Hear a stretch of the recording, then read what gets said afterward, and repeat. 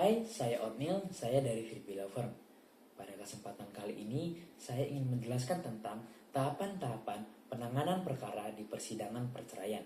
Sebelum jauh lebih lanjut, saya ingin memberitahu bahwa dalam persidangan perceraian ada dua belah pihak. Pihak yang pertama adalah pihak penggugat. Pihak penggugat ini adalah orang yang ingin mengajukan cerai atau orang yang ingin bercerai. Pihak yang kedua adalah pihak tergugat. Pihak tergugat ini adalah orang yang ingin diceraikan. Masuk ke dalam tahapannya, tahapan pertama yang dilakukan dalam persidangan adalah upaya perdamaian. Pada perkara perceraian, hakim wajib mendamaikan kedua belah pihak yang berperkara di setiap persidangan. Ini tertulis pada pasal 56 ayat 2 Undang-Undang Nomor 7 tahun 1989. Yang kedua adalah pembacaan surat gugatan penggugat. Sebelum surat gugatan ini dibacakan, hakim wajib menyampaikan bahwa sidang perceraian ini adalah sidang yang tertutup, di mana yang bisa hadir dalam persidangan ini adalah pihak yang berperkara saja. Setelah hakim menyampaikan hal tersebut, barulah surat gugatan cerai ini dibacakan. Biasanya, surat ini dibacakan oleh penggugat sendiri, atau bisa juga oleh salah satu hakim. Yang ketiga adalah jawaban tergugat. Setelah gugatan dibacakan, pihak yang digugat atau yang tergugat akan diberi kesempatan untuk menjawabnya, baik pada sidang hari itu atau sidang berikutnya. Jawaban ini bisa disampaikan secara tertulis ataupun secara lisan.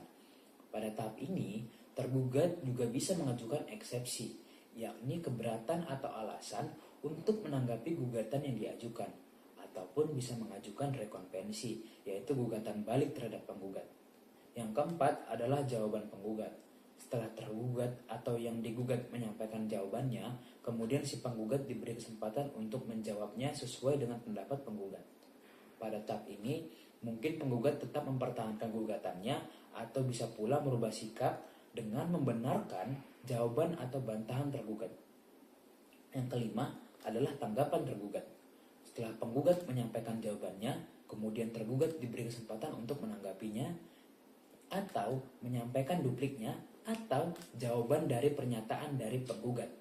Dalam tahap ini dapat diulang-ulang sampai ada titik temu antara penggugat dan tergugat. Apabila acara jawab-menjawab dianggap cukup oleh hakim dan masih ada hal-hal yang tidak disepakati oleh kedua belah pihak, maka hal ini dilanjutkan dengan acara pembuktian. Yang keenam adalah pembuktian. Pada tahap ini, penggugat dan tergugat diberi kesempatan yang sama untuk mengajukan bukti-bukti, baik berupa bukti surat maupun saksi-saksi secara bergantian yang diatur oleh hakim.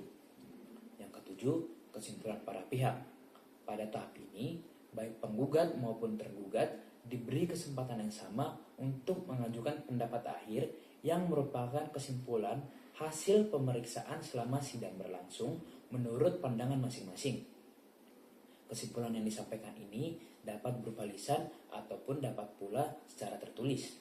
Yang kedelapan adalah musyawarah majelis hakim. Rapat permusyawaratan majelis hakim bersifat rahasia.